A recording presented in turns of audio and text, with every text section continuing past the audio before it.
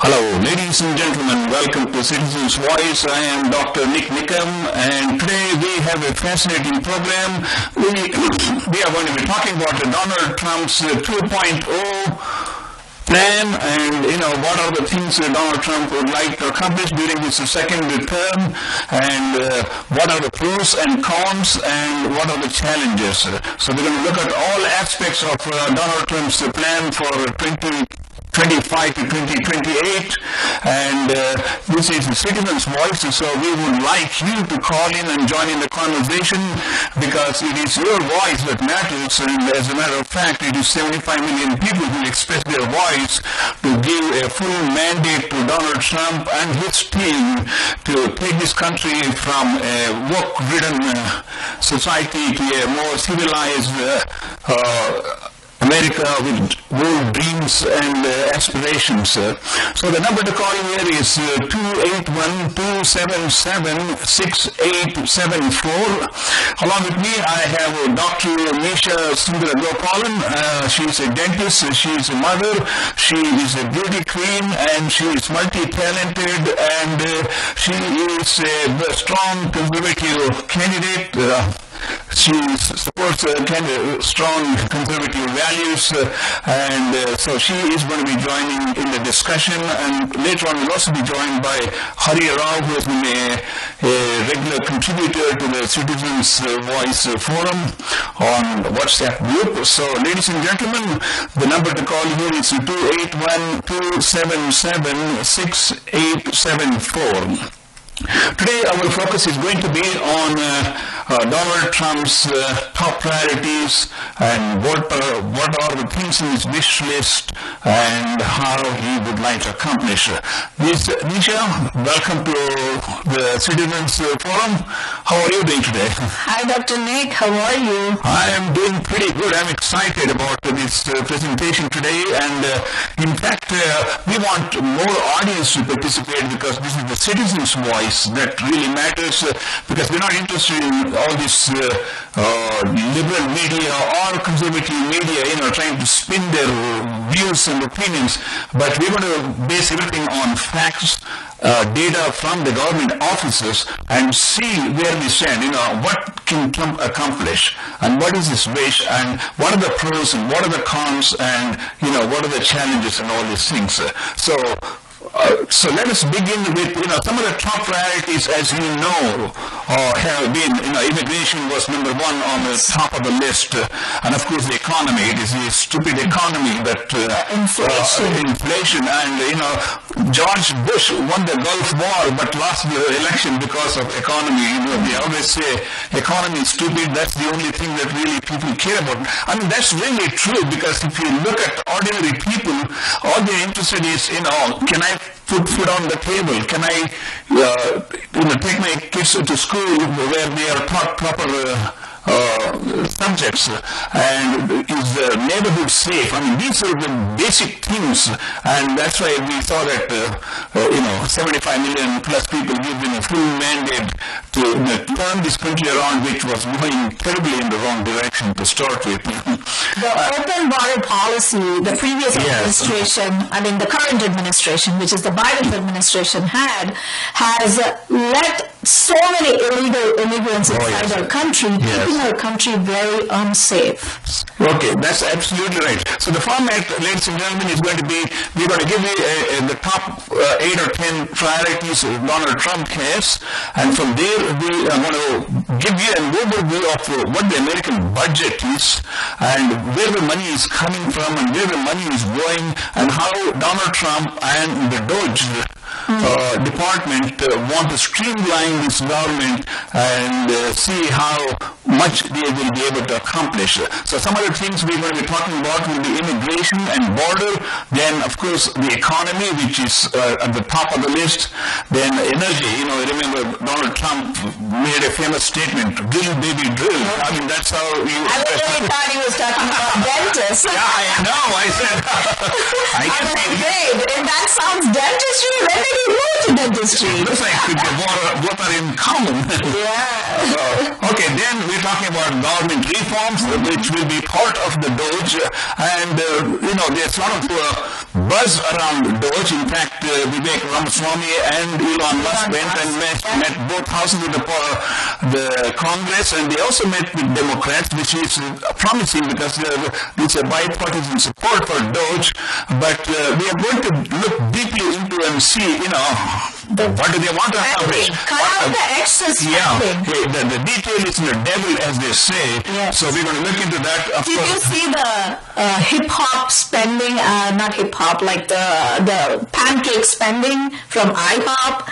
So I was like... I never heard that one. And Jesse Waters from Fox. I see, Yeah, so they were talking about this IHOP pancakes and so much of millions of dollars spent on that breakfast. And then I'm like, but nobody is in that building, and what is going on? All the federal buildings are empty. Oh yeah, we're going to come to all those things when we talk about Doge. Of course, education, it was Ramaswamy who coined the term that we need to eliminate the education department. Yes. But I'm going to look at, because in preparation for this presentation, we have done deep research as to, what they claim they can do and how much can they do, what are the pros and cons. So we're going to be presenting you with facts and figures so that you be the judge, but most importantly, we want you to call in here and share your opinions, because this whole presentation is about citizens' voice. We're not interested in big politicians coming and making a pitch for the next election, or, somebody else coming in trying to promote their own personal agenda. We want to hear from your heart and minds how it has affected you and, what you think is going to happen. Then we're going to look at social policies, and housing crisis is a major issue. And our next guest, who's going to be here shortly, you did a great job, Dr. Nick, with compilation of all the top points from your document, which we are going to go through. That's right, absolutely. Thank you. And of course, we're going to talk about fraud and abuse, which is a place where I think every Doge program should start, because there are... Budget deficit is brilliant. I know. So we're going to come to that. And then we're going to talk about tariffs wars and international wars. And finally, since this is a program that is geared more for the Indian community, we're going to talk about H-1B visa and how it affects the people who are employed and all these things. So ladies and gentlemen, the number to call in is 281-277-6874. You have been listening to Citizens Voice. I am Dr. NIK NIKAM from NNN Media, and my special guest is Dr. Nisha Sundaragopalan, and we'll be joined also by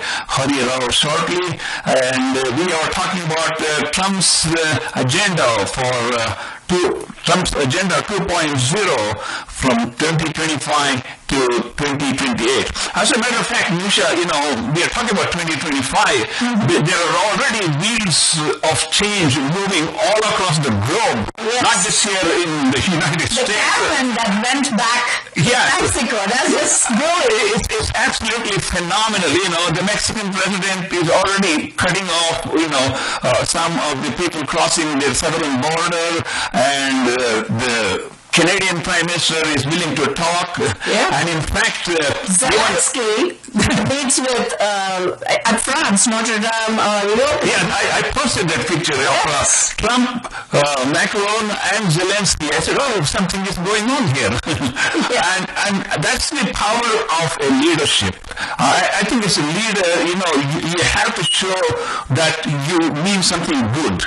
You mean something good for your country, you mean something good for the whole world, with nothing to expect in return. And that is one of the greatest qualities of Donald Trump. No matter how much the left media tries to bash him, but the underlying foundation is that he wants to do something for America, for sure. There's no question about it. America First policy is brilliant, because... And he is going beyond that, and he's trying to save hundreds of thousands of lives. Yes. People who have 600,000 people have died in the Ukraine, Russia war. I mean, this should not be going on. It couldn't have even been started. It should not have started because that's the thing. So, ladies and gentlemen, what we are going to do is we're going to take just a couple of minutes break here, and we will start off with our first topic, which is going to be American Budget 101. Just a little education for all of us, because as I said, in preparation for this, I wanted to understand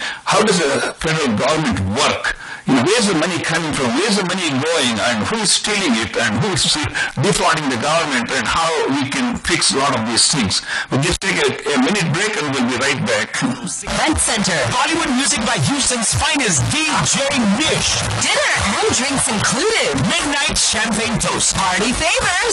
And free parking. Members only $55 per person. Non-members $65. For special table pricing, call President Girish Nayak 281-851-6866 or Chief Trustee Rocky Shah 713-298-0828. New Year's Eve party at GSH.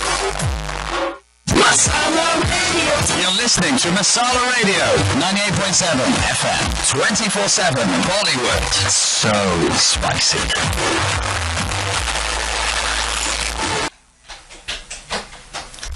Hello, ladies and gentlemen, we are back. I am Dr. NIK NIKAM. You are listening to Citizens' Voice, and we are talking about Donald Trump 2.0, what is his plan, and what are the pros and cons, and what can be done, and what can be accomplished.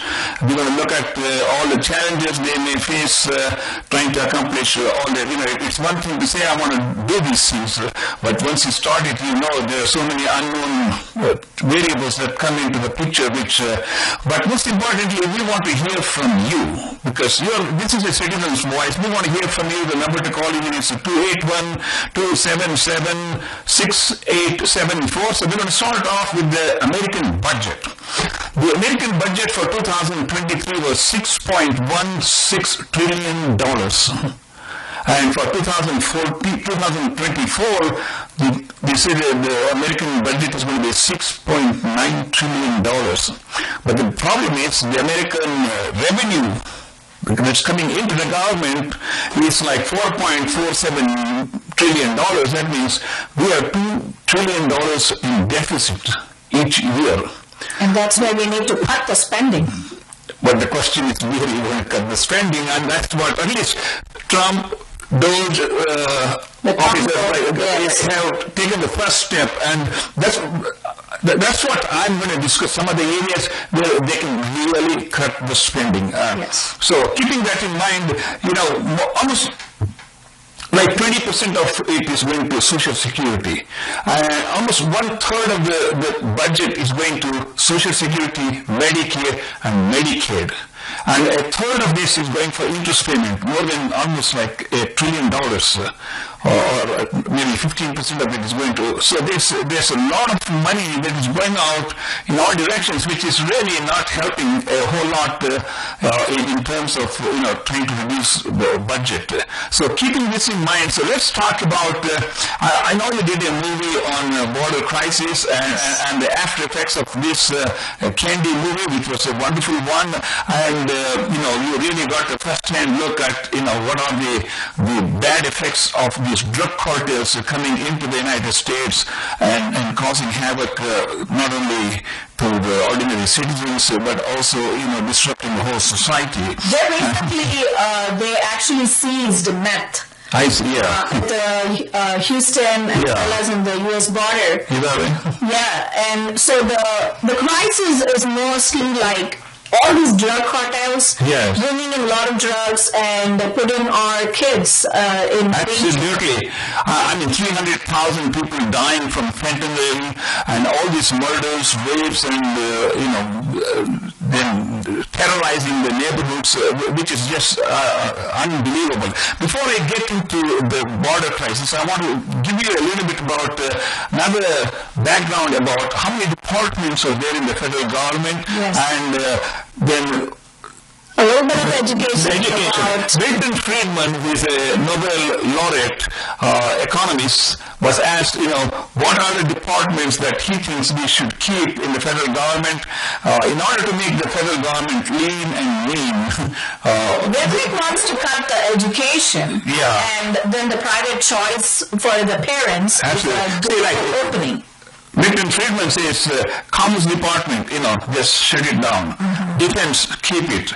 Education, out.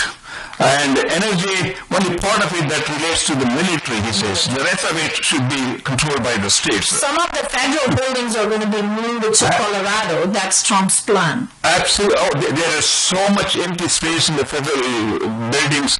We're going to come to that. And Health and Human Services, he says, only that part that is related to the public health and, like dealing with a pandemic or widespread disease. That's the only thing that needs to be controlled by the federal government. So given that broad outline, I first want to ask our audience, our listeners, that, are we in the right position right now? Do we need a change? And we all know that we do need a change. Absolutely, yes. And what type of change is what we're going to discuss. That's right. That's in the Trump's agenda. And looking further into, Justice Department, keep labor out, state keep, transportation out, treasury, keep, because you have to collect the taxes and all these things. Now let's get back to the border now. Some of the things that Trump has talked about when it comes to border is, mass deportation. We were talking 11 million people, mass deportation. Is it a fact or a fiction? What do you think? He was not the first president to do the mass deportation. It has been always happening even in Obama's period, Bush period, Clinton's period, and they actually say there's more deportation during Clinton's. Actually, during Clinton time, there was more than 5 million people who were deported. During 2 terms of Obama, there were 5.2 million people who were deported. And Trump's last term actually had less compared to... I know, he had like 4.8 or something. The liberal media makes it feel like, he's massacring the illegal immigrants and all these things. That's absolutely nonsense. So he's just trying to protect the country by having the stay in Mexico policy. That's right. So that our country is not infiltrated by those people who could really harm the citizens. Absolutely. So, there are 11 million illegal immigrants here in the United States at this time. And of course, some of the things that I'm proposing is to shut down the Mexican border. Yes. And force Mexico to hold these people even crossing their southern border, which can be done because he had done this in the past, and if they can expect Mexico to put soldiers to make sure these people are not crossing the southern border of Mexico or getting into this country. And then Texas, Arizona, parts of California, plus Florida, these are the states that has to be more focused on infiltration. Absolutely. And these governors are in to support with this immigration has become such a thorn for a lot of these governors and mayors. You saw New York City Mayor Eric Adams saying that I am with Donald Trump to get these immigrants out of this New York City, because I'm going to come to the facts, some of the numbers which will be only California under Newsom who says they want to Trump-proof the state.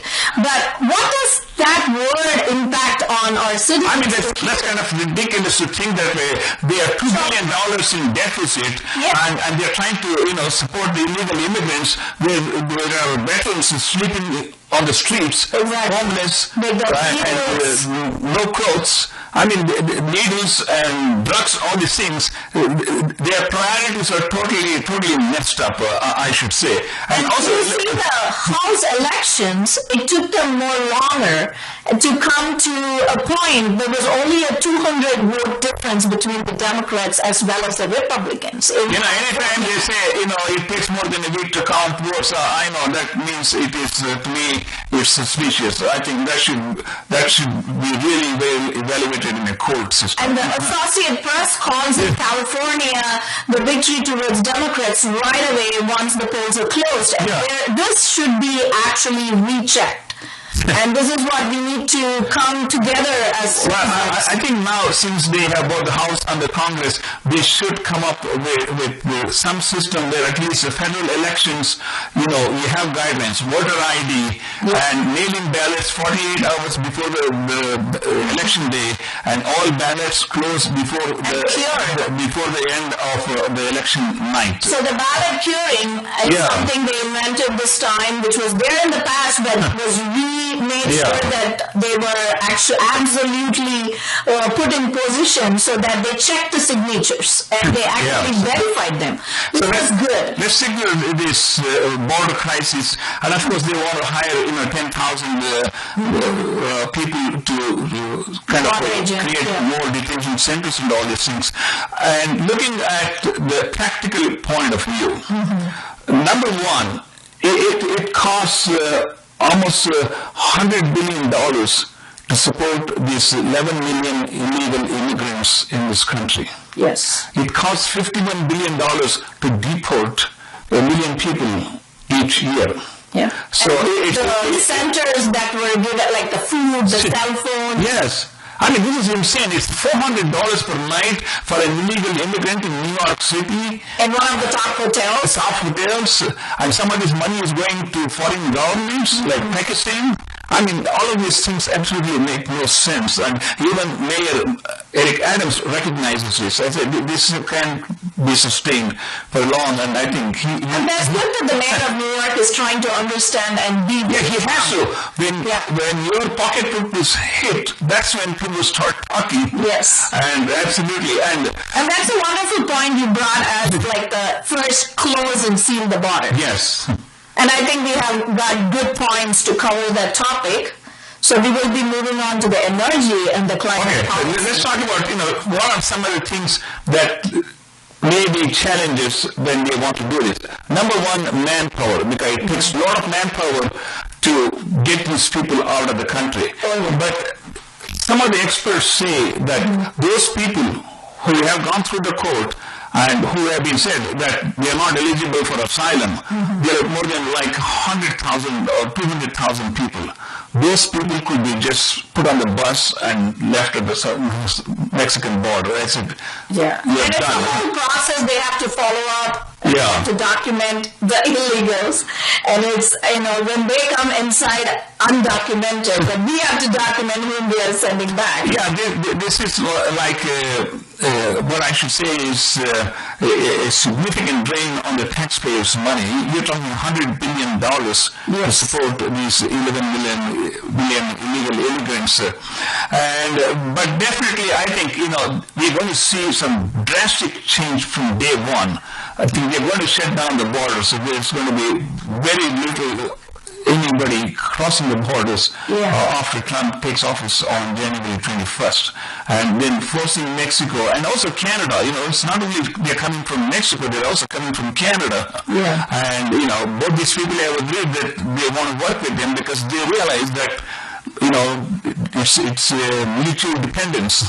The thing is, now that Mexican border is closing up, Trudeau is not actually being helpful because he's trying to give that asylum seekers a little bit of a place, but again, these people are undocumented and illegal. And the other thing is not only just closing the border for people or illegal immigrants and drug cartels and all these gangsters, but also drug that was coming from Mexico. From China, it's being channeled through Mexico. I think that's going to have a significant impact where it's going to be curtailed very significantly because that's something that's killing like hundreds of thousands of young children in the United States, and that hopefully will be, cut down dramatically. Yes, and Tom Homan, the bodyguard nominated by Trump, is amazing, and his answers, and when he was asked in the session by AOC, the drilling of questions, and he just presented it in a very excellent way, and he just proves to be a best nominee, right? I think he just like Trump, he is focused on what his job is, and he is interested in getting it done, just get it done. And they were asking all these stupid questions. Are you going to separate the mothers and the children from? No, they are all going to go back together this time. There's going to be no separation. Whoever is illegally here in this country and who do not belong in this country, they are going to be shipped back. I mean, that's it. All those questions about children and cages and all those things. In the Obama administration, there are 300 children who are unaccounted for. So why none of the liberal media is talking about, what is the Biden administration doing for these 300,000 children that are missing? It's a slow awakening from the liberal media because I know that now Mark Zuckerberg made his trip to Mar-a-Lago, and more people are meeting with him. And I do have a chapter on the tech lords, as I call them, not L-O-R-D-S, L-A-R-D-S, tech lords who are trying to cozy up to Donald Trump, and it's a sign of self-defense because they know whatever they did during 2016 and 2020 is going to be exposed during the next Congress. There's more coming. Next Congress, all the things they did to the... And, spending hard earned money, especially as students, is definitely hard. And I feel like even basic needs, a lot of my own friends have sacrificed just because of how expensive everything is in the civic economy. Yeah, Dr. Nick, what is your answer for all one second, I want to ask you a question. Harshad, now the election is over. What do the young gen or your gen think about the elections and about Trump's prospects of taking this country in a positive direction? Yeah, so I think the main thing about the young generation, right? Yes. There's two different sides. So you have the Republicans and the Democrats. Yes. But the biggest issue is I feel like the citizen voices are silenced in universities. Yes. That's because the right side is often more scared to speak up. Absolutely. In fact, I watched Charlie Kirk, who goes from university to Turning Point, and he is so bold to sit there in front of so many universities and professors who are totally in contradiction to what he's trying to say, but he sits there and so calmly explains, and they're absolutely right.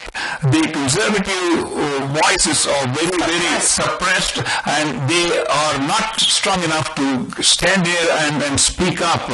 And I think that's an important point you bring up, because as conservatives, unless we speak up, nobody is going to listen or pay attention to what our priorities are.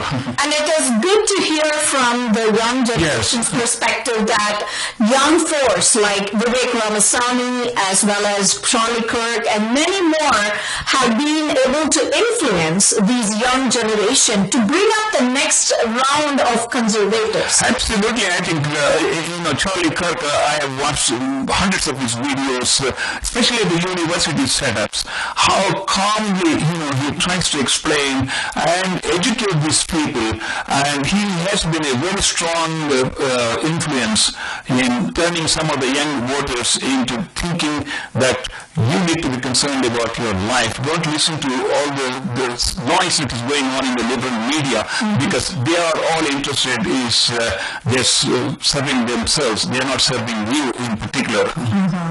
And so another question on education was, Harshad, what do you think about school choice? The parents are given that options for school choice. So from the young generation's perspective, what do you think your friends and talk about in the university campuses for the younger school children, like your siblings and people who are younger than to you? Can you repeat that? The choice? Yeah, the school choices. Oh, are you referring to university, choosing which university? No, so for the elementary schools to high school, there is an option for, it's called the school choice. And do you think that the elementary school system is doing justice right now to these young children? What about their training on DEI? What about their training on this wokeism? What do you think about that? from your perspective, because you have gone through those elementary school, middle school, and high school. Yeah, so I think it definitely varies from district to district. The one that I was at Katie, I see it's a very good district in that it didn't create like a sense of inferiority from the beginning. Like we were treated kind of like equals, right? Yeah, because I think the whole thing is going to change dramatically January 21st. Exactly. All of these things will be thrown off the window. Teaching my 10-year-old kids about sexuality, homosexuality, and all of these things will be history. Because I think there are much more important things about learning for children, about learning the basic subjects and also learning morals than learning about sexuality at age 5 or trying to tell them what sexual identity they should be looking into. What do you think about the women in men's sports and men in women's sports, Dr. Nick? Okay, let's. I think I absolutely agree with Donald Trump when you have a 6'2" man with male genitalia, sharing the restroom, women's restroom, and also in locker rooms. This is absolutely insane, and it's not only insane because of the fact that it is not safe for the women. And in fact, I watched a lot of Senate debates, and this was very recently debated, and they said, you're talking about the rights of this transgender male or female who is 6'2" and in a female prison. I said, what about the rights of the women who are in the prison who are not given a choice?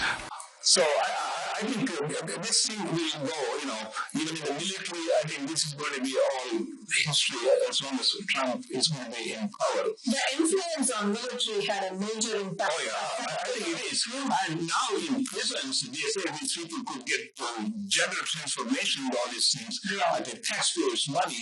This is totally insane. I think the last 4 years, we have been living in an insane society, I should say. And this is not just only in America. I watched the whole world news. UK, they are removing all these young flags from the streets, all the UK patriots. A big fight going on in Germany where they are trying to eliminate all these extremists, religious extremists from their country. When 1 million people immigrated from Syria, I knew this was going to happen 5-10 years down the line. Yeah, the population is actually almost equal to the immigrant population. Yeah, and they're all going to have an effect, and that's why I think these things are all going to change, and it is sweeping through the entire Europe, because Europe has been actually more affected by this influx of immigrants from the Middle East and also from African countries. Yes. And it has had a significant effect. I would like to welcome Hari Rao, who joined us. We are talking about Trump 2.0, and we talked about the immigration and border crisis. We're talking about the economics, and some of the things that Trump is proposing as far as improving the economy. We talked about tax cuts, eliminating taxes on Social Security and thieves, tariffs. We talked about tariffs, and of course, energy production, by increasing energy production, which is a whole topic altogether. So we'll come back to that. And of course, opening up the federal lands and housing and all these things. Since Hari Rao, who is deeply involved in IT and also to certain degree in the housing industry. Hari, let's enlighten us on the housing industry, where it stands today, what is the crisis, if any, and what can Trump administration do to change things around? Well, housing, if I have to break it down, both in the single-family housing market as well as multi-family housing market, there are like two different sections altogether. The single-family housing market has been really strong. The reason being job market.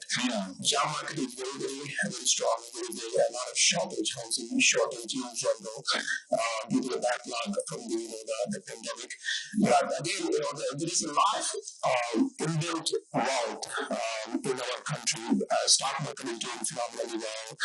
There's a lot of legacy wealth, and individuals are doing exceptionally well. And so far hasn't been a job crisis. So people are able to afford it, and then these townhome condos and then single family homes, especially in the Dallas market, they're exceptionally strong. People are bidding, and they're really lost a little bit of down because they're just kind of catching up. History really strong. The housing market, the players are have gone through. But multifamily is a completely different animal. It is a very highly leveraged market. So we went from 3.54% to now 9.5% in interest rates. Do you think it has an impact on the buying power and the potential? No, the return is going to be absolutely. So the payments, let's say it's 100,000, right? They triple. Basically, it's coming to 300,000. So your income is basically stagnant, 100,000, and your expenses go up 3 times. You're no longer able to afford it. You're in a negative cash generation. So you have to keep paying for your pocket, keep paying for your pocket. And there's only so long you can keep paying for your pocket. And eventually you say, I'm not going to do it anymore. And the bank keeps calling them and you say, I'm just going to afford it. So you're going to be upside down, and that means you end up losing money. I think this market is going to break out. We are hoping that the interest rates were coming down since last October rapidly, but they have not come down as rapidly as we thought they were. The reason being inflation is stubborn, and then it's kind of going sideways. It's kind of going down. So the Fed is going to be a little bit, of course, they're cut twice, but they're just not going to be very aggressive. They're just going to maybe just take a neutral stance. Even the 0.5, 0.25 is not much compared to how. Let me ask you this question. The prime rate is anywhere close to 4% or 4.25%. Why is the housing interest rate double that? It's all, that's a good question. There is something called a 10-year treasury. So the multifamilies held into the 10-year treasury. They're really not pegged to the Wall Street, line. The 10-year treasury is bond driven, basically. And it's all driven by the future expectations. So they, last maybe December, October, they fall very rapidly, hoping that the inflation is going to correct. And then they just went up now. 10-year treasury is out there, it's about 4.5%. So usually the banks mark up about 2.5% over 10-year treasury to go borrow from the market, and the bank is like 6.5, 7%. But when you talk 8-9%, that's absurd, because it used to be 3% before all this crisis started. Yes. So what is the real estate market like right now? The multifamily market is in deep trouble. There's lots of, unless you had like a 20-year loan or something with fixed rate. Lots and lots of foreclosures. Another thing is the insurance market has tripled. Our insurance has gone up, home insurance has gone up. Same thing, the multifamily market has gone up as well.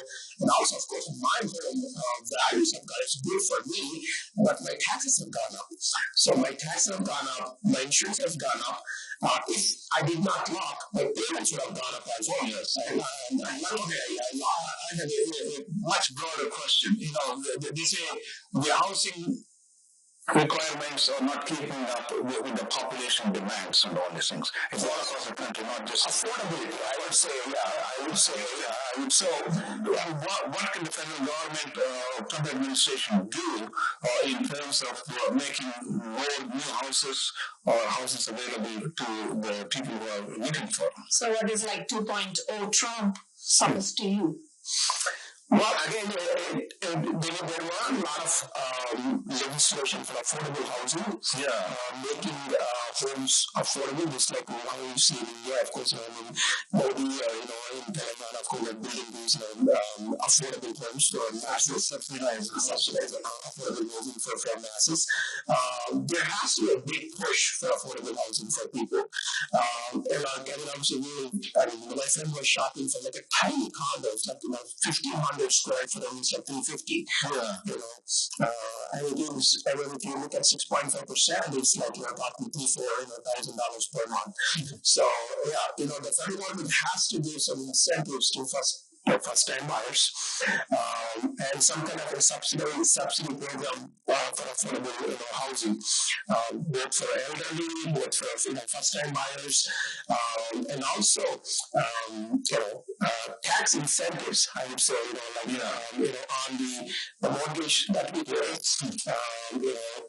and in some kind of a tax cuts will go a long way in kind of assuring of that housing market. But absolutely, what about opening up all this, huge chunks of land, government land, for construction of new homes and things like that? I mean, they're talking about this. That's one thing. Yeah, that's one thing. And a lot of the cities, Houston, in and around Fisher, Congo, Richmond, for example, they're not able to keep up with the infrastructure demand. So, of course, to build a home, you got to have sewer, you got to have water, you got to have roads, right? Infrastructure. So federal government can spend a lot of money in infrastructure. In India, for example, let's say water, it's a state government's responsibility to make sure that the water is drinking water is available for all. It's mostly local governments, who depend on their tax dollars and their funding. There isn't a very comprehensive model to make sure that the basic things like the water, sewer, road, power are available across America. And that puts a lot of strain on these growing cities, Richmond and Fisher and Congo and Brookshire, and they're not able to open new schools, they cannot supply water, and it's constraints the developers, basically. Coming back to the United States, do you think all these Trump 2.0 changes would stabilize the interest rates and bring it down to a reasonable level? I hope so. People say that the Trump administration will have an opposite impact on inflation because of the tariffs that they're expecting on China and Mexico and on Canada. So that means it will probably hit the inflation. But if the tax cuts are one way to compensate for that, those tariffs. Also, I think that the tariffs, it's like a double-edged sword. I mean, the tariffs are not there to collect more money from foreign countries, which is going to be passed on to you and me as a consumer, but it is used as a negotiating pawn to make those countries more responsible in terms of, either bringing factories and manufacturing here in the United States and thus increasing job opportunities for American workers. I mean, that is one of the major incentives which Trump is looking into. Like they want Toyota to manufacture here in the United States. In fact, we have told that if Chinese wants to put their factories in the United States, we will cut down the tariffs. So it is a negotiating pawn, and I think it's very appropriate because when countries like China are ripping off the United States hundreds of billions of dollars, the bleeding has to stop somewhere. It's like made in America brought back inside America, but this whole ballgame of how he's going to make this happen for our United States of America and the citizens to make our life affordable is quite challenging. Absolutely. Trump has said that if Apple or anybody else wants to bring their factories and then put it here in the United States, you're going to get a tax break. Yes. And if you're not going to comply with what we want, then obviously you end up paying more taxes. And it's not a negotiating game because as long as it's a negotiating tool and it has a short-term impact and it doesn't escalate into a huge trade war, and that's good.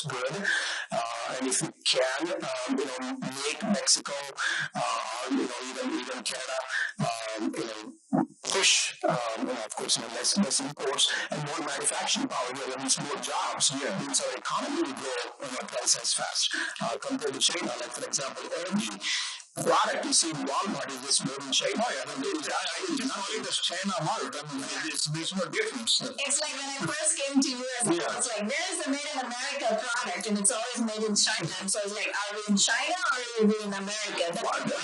That's the thing. It's like drug addiction. The Americans have become so much addicted to all these mostly disposable products, which is throwing away money. In fact, China owns $1 trillion worth of American debt. So that's a huge sum of money. In fact, they dumped $900 billion of U.S. treasuries recently. I was watching the news. And so I think America needs to get away from this addiction with Chinese products. I mean, the Chinese products. The disposable cheap products. Because basically, you're just throwing away money. It's not like you buy a steel glass which will last you a lifetime. You're buying all this junk.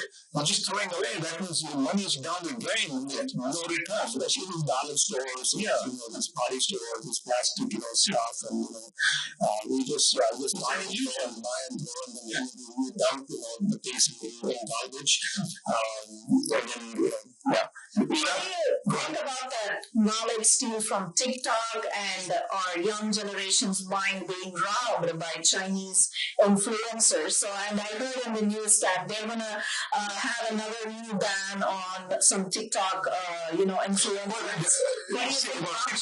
6 months ago, there was a talk about an American company buying TikTok as long as there's no connection between the TikTok in China and the US. But I don't think it got any further. So if at all they buy it, like most of the American companies have done, like Microsoft, you have a competition, you buy the competition, and you bury it. Yes.